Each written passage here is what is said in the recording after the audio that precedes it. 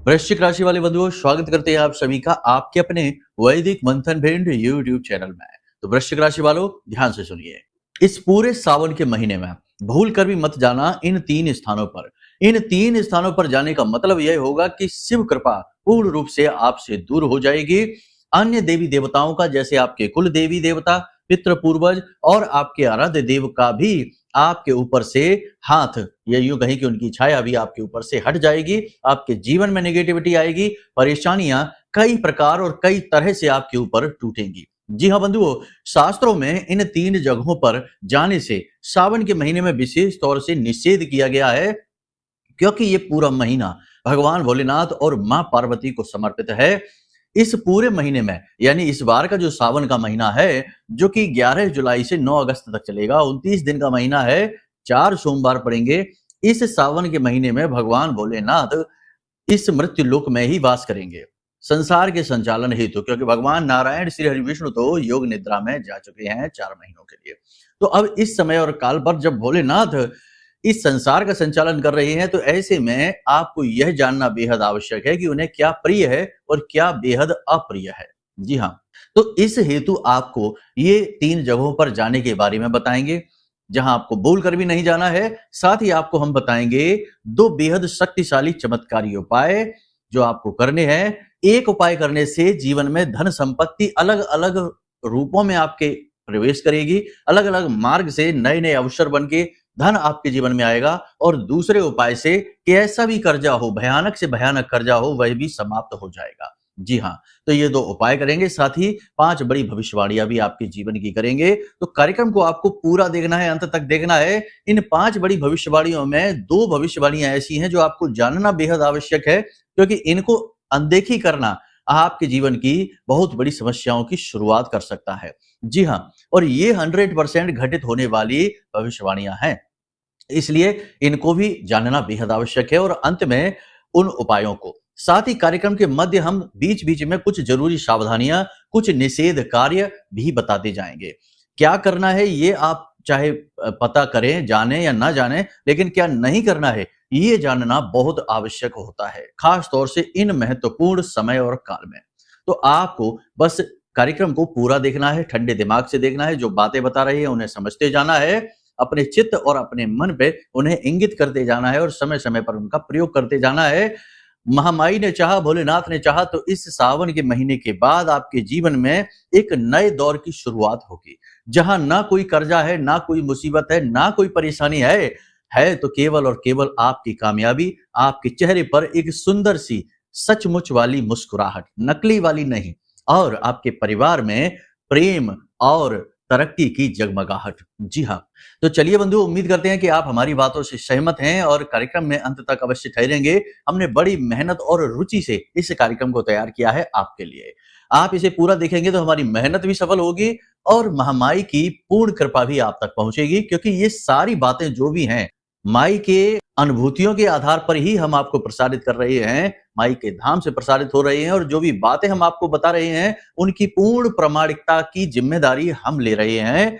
हमें पूर्ण विश्वास है कि जो बातें हम आपको बता रहे हैं वे निश्चित तौर पर कारगर हैं, तभी हम आपको बता रहे हैं। ठीक है, तो चलिए बंधु, कार्यक्रम को शुरू करते हैं। महामाई का नाम लेकर कमेंट बॉक्स में लिख डालिए पूरे प्रेम और भाव के साथ, जय मां भद्रकाली कृपा करो। साथ ही साथ हर हर महादेव भी अवश्य लिख देना, क्योंकि ये महादेव का ही महीना है। वैसे तो हर काल और हर कण शंकर का ही है, लेकिन यह महीना कुछ विशेष है।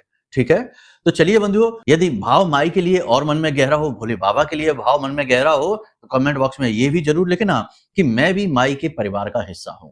ऐसा लिखने से आप बार बार, हम आपको बोलते हैं लिखने के लिए, क्योंकि इससे आपका भाव और प्रगाढ़ होगा और माई की दृष्टि आपके ऊपर पड़ेगी, और जिसके ऊपर माई की दृष्टि पड़ गई उसका उद्धार 100% निश्चित है, कोई रोक ही नहीं सकता है। जी हाँ बंधुओं, तो चलिए अब अपने मूल विषय को शुरू करते हैं। बात करते हैं पहले 5 बड़ी भविष्यवाणियों की, फिर सावधानियों की और फिर उपाय की। ठीक है प्यारे मित्रों, हमारे अत्यंत प्रिय और परम पूज्य अमिताचार्य जी के पास मां बगलामुखी और मां भद्रकाली की साधनाओं का वर्षों का अनुभव है, और माता रानी की इनके ऊपर पूर्ण कृपा और सिद्धि है। आचार्य जी ने अपने सटीक कुंडली विश्लेषण और श्रेष्ठतम उपायों के माध्यम से हजारों लोगों के जीवन को खुशियों से भरा है। आचार्य जी का कुंडली विश्लेषण और उपाय करवाने का तरीका इतना अद्भुत है कि जीवन के हर एक दुख और कष्ट का कारण जड़ से ही समाप्त हो जाता है। फिर समस्या चाहे जैसी भी हो, कर्जा बहुत बढ़ गया हो, व्यापार चल नहीं रहा हो, बीमारियों में आप बर्बाद हो चुके हो, रिश्तों में प्रेम समाप्त हो चुका हो, या फिर नौकरी ही ना मिल रही हो, विवाह में देरी होती हो, कैसी भी समस्या हो, इन समस्याओं का कारण क्या है, कौन सी महादशा परेशान कर रही है, कौन सा दोष लगा हुआ है, सब कुछ आचार्य जी इतना सटीक बताते हैं कि वर्षों वर्ष के दुख कुछ ही दिनों में समाप्त हो जाते हैं। अगर आपके जीवन में भी कोई ऐसी संकट की घड़ी है तो यही सही समय है जब आप पूज्य आचार्य जी के हाथों से अपनी कुंडली का विश्लेषण करवाएं और वर्षों से चल रहे दुखों और संकटों के इस चक्र से बाहर निकल जाए। प्यारे मित्रों, अभी वीडियो में दिए गए नंबरों पर फोन करिए और अपनी कुंडली का श्रेष्ठतम आकलन करवा डालिए। जिंदगी बदलने का यह सबसे बड़ा मौका हाथ से मत जाने दीजिएगा। जय माई की, महामाई आपका कल्याण करे। सबसे पहली भविष्यवाणी यह है कि आप आने वाले 3 से 5 दिनों में कोई महत्वपूर्ण पूजा पाठ, धार्मिक अनुष्ठान का कार्यक्रम खुद कर सकते हैं, करवा सकते हैं, या फिर आप इसमें शामिल हो सकते हैं। मंदिर और तीर्थ स्थलों पर भी भगवान के दर्शन हेतु आप जा सकते हैं और जाना ही चाहिए। ये बहुत ही अच्छा है। कहने का मतलब यह है कि अगले 3 से 5 दिनों में आपके जीवन में, आपके मन में भगवान के प्रति भाव और गहरा होने वाला है। धर्म के प्रति रुचि और लगाव आपका बढ़ने वाला है, जो कि बहुत ही अच्छी बात है। इसी के साथ साथ आपको बता दें कि आप आने वाले समय में, यानी ये पूरे श्रावण के महीने में, किसी विशेष प्रकार की पूजा पद्धति, उपाय या क्रिया को करते भी दिखाई दे रहे हैं, जो कि बेहद आवश्यक है और आपके उद्धार में कारक का कार्य करेगी। तो ये बहुत ही अच्छी बात है, आप इसे अवश्य करें। यदि आपके मन में विचार उत्पन्न होते हैं तो जरूर जाएं और कोई अनुष्ठान, पूजा पाठ, क्रिया अवश्य करें। इसी से तो हम भगवान के प्रिय बनते हैं, लाडले बनते हैं। दूसरा, बात करते हैं आपके कार्यस्थल की। कार्यस्थल पर थोड़ा सा तनावपूर्ण माहौल रहेगा, काम का प्रेशर आपके ऊपर रहेगा, कोई पुरानी गलती आपकी पकड़ी जा सकती है, या फिर जानबूझकर आपको फंसाने हेतु किसी प्रकार का षड्यंत्र किया जा सकता है। कोई व्यक्ति आपके कार्यालय में ऐसा है जो कि आपको पसंद नहीं करता है और आपके खिलाफ तरह तरह के षड्यंत्र और चालबाजियां करता रहता है, जिसका सीधा दुष्परिणाम आपको भुगतना पड़ेगा। थोड़ा सा अलर्ट रहने की जरूरत है। कहने का मतलब है 3 से 5 दिन अपने कार्यस्थल पर बहुत ही अलर्ट रहें। व्यापारियों की बात करें तो व्यापार में थोड़ी सी मंदी देखने को मिलेगी। ठीक ठाक व्यापार होगा, बहुत ज्यादा लाभ नहीं, बहुत ज्यादा हानि भी नहीं होगी। परंतु किसी न किसी प्रकार की मशीनी खराबी, किसी न किसी प्रकार की रुकावट, किसी न किसी प्रकार की अड़चन भी आपके कार्यस्थल पर आती रहेंगी, जो आपको लगातार व्यस्त रखेंगी और थोड़ा सा मन में तनाव उत्पन्न करके रखेंगी। साथ ही व्यापार में कंपटीशन भी आपकी एक नई सिरदर्दी रहेगा, क्योंकि आपके जो कॉम्पिटिटर हैं वे कुछ ना कुछ ऐसा कार्य करेंगे जिसमें कि आप पिछड़ते हुए दिखाई देंगे, जिसकी वजह से आप टेंशन में रहेंगे, तनाव में रहेंगे। आपके प्रतियोगी आपसे आगे निकलते हुए दिखाई देंगे, ये टेंशन वाली बात रहेगी। इसी के साथ साथ बंधुओं, आने वाले 3 से 5 दिनों में आप किसी विशेष प्रकार की यात्रा पर भी जाते दिखाई दे रहे हैं। यदि आप किसी यात्रा पर जाएंगे तो वो यात्रा का हेतु तो पूर्ण हो जाएगा, लेकिन आपकी यह यात्रा पूर्ण रूप से सफल यात्रा नहीं रहेगी। कहीं ना कहीं इस यात्रा के हेतु आपके मन में थोड़ा सा असंतोष रहेगा, खिन्नता रहेगी, क्योंकि आप जो सोच कर गए थे उस प्रकार से काम नहीं होंगे। काम तो हो जाएंगे। अब ये यात्रा धार्मिक भी हो सकती है, आपके कार्यस्थल से जुड़ी हुई हो सकती है, व्यापारिक भी हो सकती है। जो भी होगा, यात्रा तो सफल है, परंतु आपका मन नहीं भरेगा, कहीं ना कुछ बात रह जाएगी।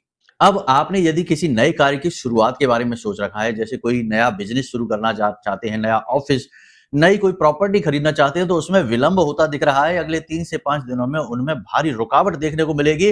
काम आपके बनेंगे नहीं, या बनते बनते काम आपके बिगड़ जाएंगे, जो कि आपके लिए एक नई सिरदर्दी पैदा करेंगे। कहने का मतलब यह है कि आपके प्रयास निष्फल होते दिखाई दे रहे हैं, काम की गति धीमी होगी। किसी के साथ विवादित स्थिति यदि चल रही है तो उसमें भी अड़चने आएंगी, विवाद उलझता हुआ महसूस होगा, आपके प्रयास निष्फल होते दिखाई दे रहे हैं। कहने का मतलब यह है कि आपको यह जो समय है, आने वाला 3 से 5 दिनों का समय है, यह आत्म मंथन का समय है। इस समय में ठंडे हो जाना है, विचार करना है, सही गलत का सही निर्णय लेना है और अपने बौद्धिक बल का पूर्ण प्रयोग करना है। देखिए, आने वाले 3 से 5 दिनों में बहुत सारे ग्रहों के राशि परिवर्तन भी होने जा रहे हैं, यानी कि शनिदेव भी बकरी होने जा रहे हैं, 13 तारीख को सूर्य देवता भी राशि परिवर्तन करने जा रहे हैं, तो इन सब के भी छुटपुट प्रभाव आपके ऊपर अवश्य होते रहेंगे। शनि का तो विशेष प्रभाव रहेगा। अगले कार्यक्रम में हम आपको बताएंगे आपकी कुंडली के अनुसार कि शनि आपके यदि शुभ फल नहीं दे रहे हैं तो आप कैसे पहचानें कि शनि आपके अच्छे नहीं है, खराब है। दूसरा, शनि का कौन सा वो उपाय है जो अब तक किसी ने आपको नहीं बताया, क्योंकि वो बहुत ही कारगर उपाय है, सिद्ध उपाय है।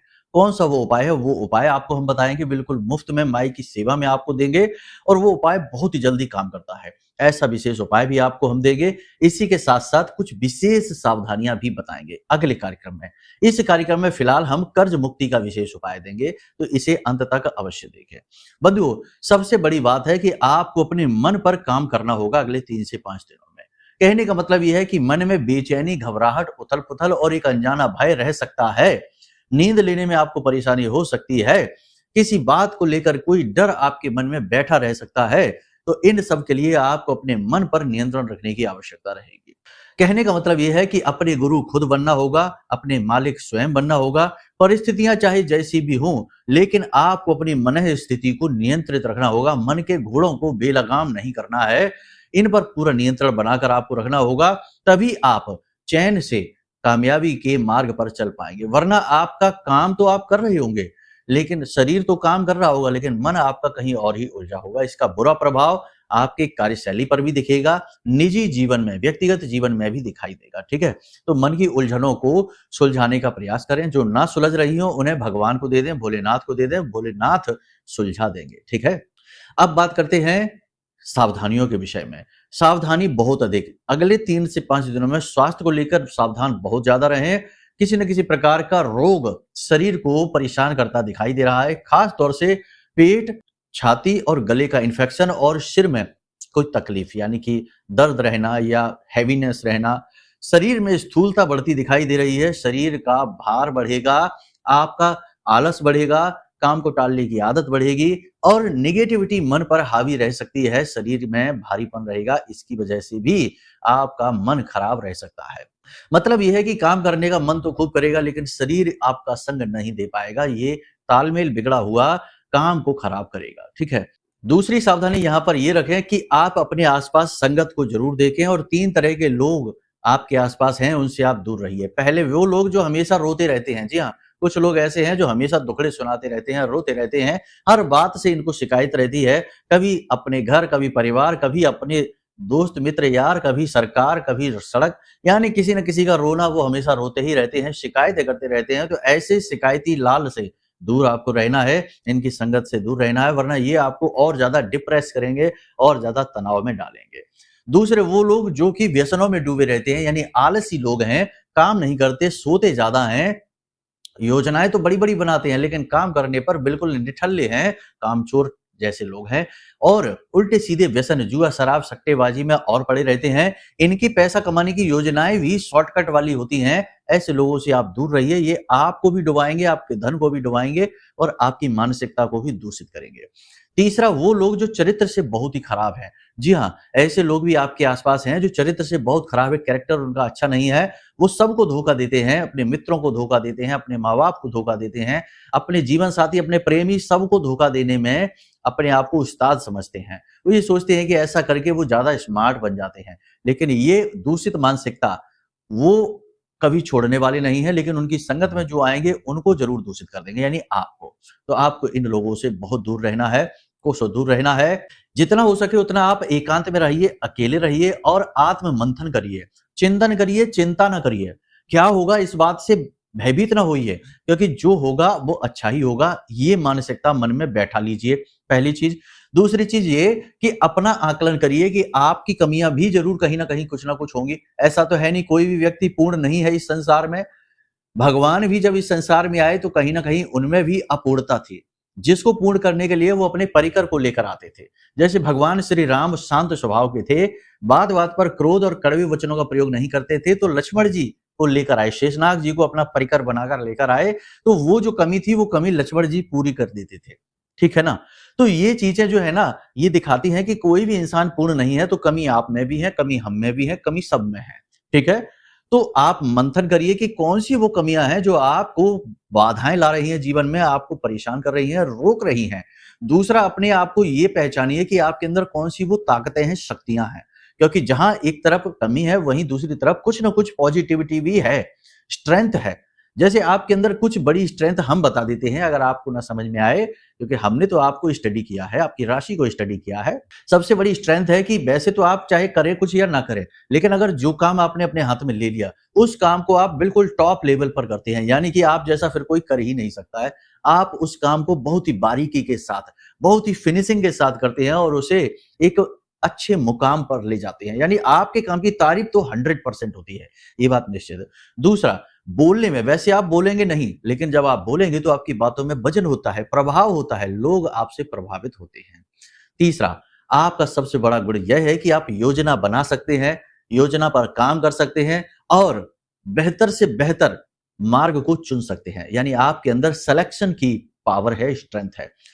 अगला आपके अंदर गुण यह है कि आपको चीजें पहले ही महसूस हो जाती हैं। कहने का मतलब यह है कि क्या होने वाला है इसका आभास आपको पहले ही होने लगता है, इसे पूर्वाभास कहते हैं। प्रकृति के द्वारा दिया गया ये गुण है आपके अंदर प्राकृतिक तौर पर, तो पूर्वाभास होता है। कभी कभी ऐसा भी होता है कि कोई व्यक्ति आपके सामने आता है और वो एक भी शब्द ना बोले, तब भी आप समझ जाते हैं कि ये व्यक्ति किस मानसिकता का है, पॉजिटिव है, नेगेटिव है, अच्छी बात करेगा कि बुरी बात करेगा। और अगर कहीं वो 2-4 शब्द बोल भी देता है, 2-4 बातें कर ही देता है, तो आप उसके बारे में सब कुछ समझ जाते हैं कि ये किस प्रकार का इंसान है, इससे आगे रिश्ता रखना है कि नहीं रखना है। ये सबसे बड़ा गुण है आपका, आपकी ताकत है, ये पॉजिटिव है, ठीक है। बाकी आप खुद जानिए, आप भी अपने बारे में बहुत सारी चीजें जान सकते हैं। तो मतलब ये है कि आकलन करिए, आपके अच्छे और आपके बुरे दोनों का आकलन करके फिर सर्वश्रेष्ठ को निकालिए। यही तो है समुद्र मंथन, तभी तो आपके अंदर से 14 रत्न निकलेंगे, ठीक है, कुछ अच्छे और कुछ बुरे। अंत में जाकर आपकी कामयाबी, आपका श्रेष्ठतम जीवन, ठीक है। तो ये मंथन जरूर करिए, ये समय इसी का है। आने वाले 5 से 7 दिन यानी कि लगभग 1 हफ्ता आपको आत्म मंथन में गुजारना है। कोई बड़ा कदम नहीं उठाना है, कोई लंबी छलांग आपको नहीं लगानी है, इन्वेस्टमेंट नहीं करना है, बिल्कुल भी अनुकूल समय नहीं है। मंगल के साथ केतु बैठा है, आपके इन्वेस्टमेंट को डुबा देगा। कहीं भी इन्वेस्टमेंट नहीं करना है। प्रॉपर्टी आदि में यदि इन्वेस्टमेंट करना भी है तो कुछ दिन हो सके तो टाल दो बात को, नहीं टल रही है तो फिर उसका भी कुछ विशेष नियम है। पहले उसमें भगवान को शामिल कर लो। भगवत कृपा को शामिल करने के लिए जो धन आप इन्वेस्टमेंट करने जा रहे हैं उसमें से कुछ अंश लेकर उसे मंदिर में जाकर दान करिए, भगवान को प्रसाद चढ़ाइए और उस प्रसाद को छोटे बच्चों में, खास तौर से कन्याओं में जिनकी उम्र 9 वर्ष से कम है, उन्हें बांट दीजिए और भगवान से अनुमति लेकर करिए तो लाभ मिल जाएगा, ठीक है। तो ये नियम है, विधि विधान है, इनका पालन आपको करना है। अब बताते हैं कि सावन के पूरे महीने में आपको क्या काम नहीं करने हैं। वैसे तो लगभग लोग जानते ही हैं, फिर भी हम कुछ कार्य बता देते हैं। सबसे पहला काम कि किसी से कोई वादा नहीं करना है, ठीक है। ये विचित्र बात है, आप सोचेंगे कि ऐसा कैसे, किसी से कोई वादा नहीं, किसी को अपनी जुबान नहीं देनी है। ये सावन के महीने का दोष है, यदि आपने कर दिया जुबान पूरी नहीं होगी, लांछन आप पर लग जाएंगे। पहली चीज तो ये हो गई। दूसरी चीज ये है कि अपनी लक्ष्मी को बर्बाद नहीं करना है, पैसे को जितना हो सके दबा कर रखना है। जहां जरूरत है, बहुत जरूरत है, केवल वही खर्चा करना है, बाकी बिल्कुल खर्च नहीं करना है। किसी की भी मदद करने के चक्कर में अपना पैसा, अपना धन लुटा नहीं देना है। तीसरी सावधानी यह है कि भोजन का भी विशेष ख्याल रखना है, भोजन हल्का रखना है। भारी भोजन, तला भुना, बहुत ज्यादा गर्म, बहुत ज्यादा ठंडा भोजन नहीं करना है। दूध आदि का सेवन नहीं करना है और जितना हो सके उतना ताजे से ताजा भोजन ग्रहण करें और हरी पत्तेदार सब्जियों का सेवन इस सावन के महीने में बिल्कुल भी ना करें, ये निषेध होते हैं, ठीक है। कांसे के बर्तन में भोजन ना करें, लोहे के बर्तन में भोजन ना करें, ये निषेध होती हैं। इसी के साथ साथ साफ सफाई का विशेष ख्याल रखें और नाखून और बाल, दाढ़ी साफ रखें, लेकिन कटवाएं नहीं, क्योंकि इनका कटवाना निषेध है। तो ये कुछ जरूरी बातें हैं। शरीर पर तेल भी कम से कम लगाएं, सोमवार के दिन तो भूलकर भी ना लगाएं। हो सके तो पूरे सावन के महीने शरीर पर तेल मालिश वगैरह ना करें, वो ज्यादा बेहतर रहेगा। तो ये कुछ जरूरी सावधानियां हैं। अब हम आपको बताते हैं कि वो कौन से उपाय हैं जो आपके जीवन में धन लक्ष्मी के अलग अलग नए नए मार्ग बनाएंगे और आपके किस बड़े से बड़े कर्जे को चुका देंगे। तो देखो, सावन के महीने में 4 सोमवार पड़ रहे हैं, 14, 21, 28 जुलाई और 4 अगस्त, ये 4 सोमवार पड़ रहे हैं। आप किसी भी एक सोमवार से इस उपाय को शुरू करें। कर्ज मुक्ति के उपाय की हम बात कर रहे हैं। किसी भी एक सोमवार से इस उपाय को शुरू करें और फिर पूरे सावन को बाहर निकलते हुए यानी इससे क्रॉस करते हुए 5 सोमवार तक आपको इस उपाय को करना है। सावन का महीना समाप्त हो जाएगा, कोई बात नहीं है, तब भी आप इस उपाय को करते रहें। करना आपको क्या है, ध्यान से सुनिए। आपको बटकेश्वर महादेव का पूजन करना है कर्ज मुक्ति के भाव से। अब बटकेश्वर महादेव क्या है, आप समझिए कि लगभग हर एक मंदिर में पीपल का वृक्ष और बरगद का वृक्ष होता ही है। बरगद के वृक्ष के नीचे अक्सर शिवलिंग रखे दिखाई दे जाएंगे आपको, उन्हें ही बटकेश्वर महादेव कहा जाता है। बटकेश्वर महादेव की सबसे बड़ी खूबी ये है कि ये कर्ज मुक्ति के लिए सर्वश्रेष्ठ हैं, यानी अपना आशीर्वाद उन व्यक्ति को सबसे पहले देते हैं जो कर्जे से बहुत परेशान है। करना आपको कुछ नहीं, बहुत ही सरल कार्य है कि आपको किसी भी एक सोमवार से इस क्रिया को शुरू करना है। घर से जल लेकर जाना है, लोटे में, तांबे के लोटे में जल लेकर जाना है, आटे का दीपक बनाना है और उसे गाय के घी से प्रज्वलित करना है। यहाँ घर पर नहीं प्रज्वलित करना है, इसे लेकर जाना है ये सामग्री को, ठीक है। और रुद्राक्ष की माला से आप पंचाक्षरी मंत्र का जाप करेंगे, ठीक है। तो इतनी सामग्री आपको लेकर घर से और मंदिर जाना है। अब बटकेश्वर महादेव यानी मंदिर में जो शिवलिंग अंदर है उनका तो पूजन आप कर लीजिए, जैसे भी करना है। अब बाहर जो बट वृक्ष के नीचे जो महादेव बैठे हैं वहां पर आपको जाना है और वहां पर आपको जो बरगद का जो वृक्ष, अगर मान लो कि कोई ऐसा मंदिर है जहां की वहां भोलेनाथ के शिवलिंग नहीं है, तब भी वहां पर जो बट वृक्ष है वो भोलेनाथ का प्रतीक ही माना जाता है। तो आपको करना यह है कि जो आप जल लेकर गए हैं घर से, उसमें पीसी हुई थोड़ी सी हल्दी और थोड़े से चावल पीसे हुए मिलाने हैं। हल्दी और चावल, ध्यान से सुनते जाइए, ठीक है ना। हल्दी और चावल आपको मिलाने हैं पीसे हुए, और इस जल को ले जाकर उस बरगद की जड़ में, जो जमीन से जड़ निकलती है ना, आस ऊपर से लटकती वो जड़ नहीं, जमीन से जो जड़ नीचे निकलती है, जमीन से निकल रही है, उस जड़ में कोई एक ऐसा हिस्सा देखिए जहां कोई पतली सी जड़ लगी हो, पतली सी जड़, जैसे एक पेन होती है उतनी पतली सी जड़ वहां निकल रही हो, ऐसी किसी जड़ वाली स्थान को आप निश्चित कर लीजिए और उस स्थान पर उस जल को आप समर्पित करिए। वहां पर आप धूप दीप अर्पित करिए, वो बटकेश्वर स्वरूप हैं, ठीक है। धूप दीप अर्पित करिए, फिर वहीं पर बैठकर आप रुद्राक्ष की माला से पंचाक्षरी मंत्र का जाप करिए। लेकिन ये क्रिया करने से पहले, यानी कि जब ये सारी क्रिया आप पूर्ण करें उससे पहले हाथ में थोड़ा सा जल ले लेना, थोड़े से चावल ले लेना, कोई भी एक पुष्प ले लेना, सफेद रंग का पुष्प ना लें, बाकी कोई भी रंग का पुष्प आप ले लें, और अपना नाम, अपना कुल, अपना गोत्र बोलकर और अपनी इच्छा कि हे महादेव, हम कर्ज मुक्ति चाहते हैं, आप हमें कर्जे से मुक्त करिए, इसके लिए हम इस क्रिया को कर रहे हैं, 5 सोमवार लगातार इस क्रिया को करेंगे।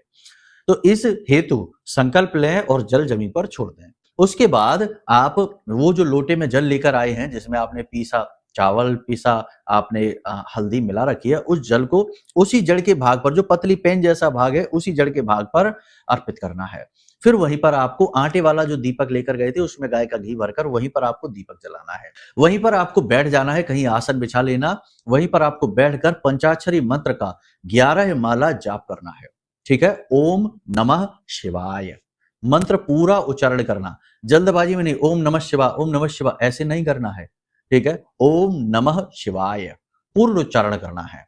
तो इस मंत्र का आपको 11 माला जाप करना है। उसके बाद जब आप इस क्रिया को पूर्ण कर लें तो वहां से हाथ जोड़कर और भोलेनाथ से निवेदन करके मन ही मन और चले आए घर वापस। बहुत ही सरल क्रिया है। अब आपको प्रति सोमवार इस क्रिया को करना है, 5 सोमवार लगातार इस क्रिया को करना है। सोमवार का महीना समाप्त हो जाएगा, बाकी जो शिवलिंग है उस पर आप जल समर्पित करते रहिए, बेल पत्र चढ़ाते रहिए, जो भी क्रियाएं हैं जो आप चढ़ाना चाहते हैं, पुष्प वगैरह है, सब चढ़ाते रहिए, वो एक अलग क्रिया है। लेकिन ये क्रिया जो है ये हेतु है, यानी उस हेतु, एक विशेष उद्देश्य के हेतु है, तो इस क्रिया को आप अलग करते रहिए, ठीक है। सोमवार के सोमवार ये 2 तरीके की क्रियाएं होंगी, एक तो सामान्य पूजा भोलेनाथ की और एक ये, ठीक है, कर्ज निवारण हेतु। अब जब 5वें सोमवार आप इस क्रिया को करेंगे, यानी मंत्र जाप हो गया आपका, अब भोलेनाथ का हाथ जोड़कर आप निवेदन कर रहे हैं उनसे कर्ज मुक्ति हेतु। अब आपको जड़ का वो हिस्सा छोटा सा, एक ऐसा लगभग 1 इंच या आधे इंच का, उस टुकड़े को छुरी से, चाकू लेकर जाए और उसे काट देना है। काट कर उसे अपने पास लेकर आना है और घर पर लाकर उसे लाल रंग के कपड़े में लपेटना है। कपड़ा लंबा होना चाहिए क्योंकि उसे आपको अपने शरीर पर बांधना है, या तो अपनी कलाई पर या अपनी भुजा पर बांधना है, गले में भी पहन सकते हैं, तो बांधना है और कपड़े में लपेटकर और उसे वहां पर लाकर भोलेनाथ के जो फोटो हो, तस्वीर हो, वहां पर उनके चरणों में रख देना है। रात्रि के समय आपको इसे अपने शरीर पर बांध लेना है। फिर इसे उतारना नहीं है, ये दूषित नहीं होगा, खंडित नहीं होगा, कुछ भी नहीं होगा। कपड़ा टेरिकॉट का होना चाहिए, कॉटन का नहीं, क्योंकि कॉटन का कपड़ा दूषित हो जाता है। ठीक है, तो टेरिकॉट के कपड़े में, लाल रंग के कपड़े में इसे लपेट कर एक धागे जैसा रूप दे दें, रस्सी जैसा रूप दे दें और इसे अपने शरीर पर बांध लें। कलाई पर बांध सकते हैं, कहीं पे भी बांध लें। महिला है तो बाईं कलाई पर, पुरुष है तो दाहिनी कलाई पर, ये याद रखना है। इसे बांध लें, आप देखेंगे कि ये जड़ का धीरे धीरे आकार बढ़ना शुरू हो जाएगा कुछ समय में। जैसे जैसे इसका आकार बड़ा होगा, यानी आप नाप कर लेकर आना कि आधा इंच की लेकर आ रहे हैं और धीरे धीरे वो बढ़ने लगेगी और देखेंगे कि कुछ टाइम बाद वो अपने 1 इंच के स्वरूप को ग्रहण यानी उससे बड़ी हो जाएगी। जैसे जैसे वो बढ़ेगी आपका कर्जा कम होता चला जाएगा। ये बहुत ही सिद्ध प्रयोग है और ये सावन का महीना इस प्रयोग के लिए सर्वश्रेष्ठ है। इस प्रयोग को आप कर डालिए। दूसरा, आपको क्या करना है, धनलक्ष्मी के आगमन का विशेष आपको बता देते हैं उपाय। शिवलिंग पर जब आप जल समर्पित करें, प्रतिदिन करें या जब 2 दिन में 3 दिन, जब भी आपको समय मिले आप जाएं, तो उस जल में आप 1 इलायची कूटकर डाल दें और 1 बतासा डाल दें और थोड़े से काले तिल डालें। ये चीज डालकर आप शिवलिंग पर समर्पित करिए। नारायण लक्ष्मी योग बनेगा, आपके जीवन में धन आगमन होगा और शिव कृपा के साथ होगा। याद रखना कि भगवान भोलेनाथ को नारायण बहुत अधिक प्रिय है। ठीक है, तो ये हरिहर का स्वरूप मिलेगा और धन आगमन होगा। तो इन क्रियाओं को करिए। अब यदि कुंडली का विश्लेषण कराना चाहते हैं तो नंबर वीडियो में दिया गया है। कुछ विशेष योग, युतियां, नेगेटिविटी, दोष होते हैं कुंडली में जिन्हें हटाना अनिवार्य है, वरना दैवीय कृपा भी जीवन में नहीं आ पाती है। दोष है ना कुंडली में, इसलिए। तो इस हेतु आप नंबर दिए गए वीडियो में, इन पर फोन करिए, जानकारी लीजिए और छोटी सी दक्षिणा हेतु हम आपको कुंडली का विश्लेषण करके उपाय समाधान करके दे देंगे। जीवन में खुशियां आ जाएंगी। तो चलिए बंधु, कार्यक्रम को यही विराम देते हैं। हमेशा हंसते रहिए, मुस्कुराते रहिए, सकारात्मक रहिए। महामाई पर अपनी आस्था और विश्वास बनाकर रखिए, क्योंकि आपका उद्धार तो वहीं से होना है। प्रेम से बोलिए जय माई की। हमारे प्रिय और परम पूज्य आचार्य जी ने अपनी साधनाओं के अनुभवों पर आधारित शक्तिशाली उपाय और क्रियाओं के माध्यम से हजारों लोगों के जीवन को पूरी तरह से बदला है। आचार्य जी के द्वारा बताया गया हर एक उपाय इतना सटीक और कारगर होता है कि जो भी इसे पूरे भाव के साथ कर लेता है, उसे साक्षात महामाई की कृपा और आशीर्वाद प्राप्त हो जाती है। इसलिए निसंकोच इन उपायों को पूरे भाव के साथ करिए, आपका कल्याण होगा। जय माई की।